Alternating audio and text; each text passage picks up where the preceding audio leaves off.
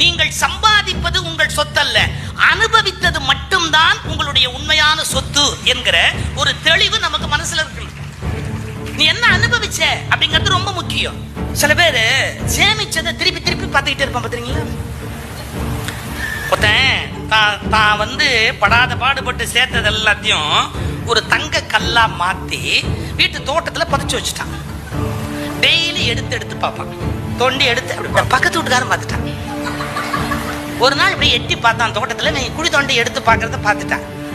ஆஹா, ராத்திரியோட ராத்திரி அவன் குதிச்சு இதை கிளப்பிட்டு ஒரு செங்கல் அங்க உள்ள வச்சுட்டான்.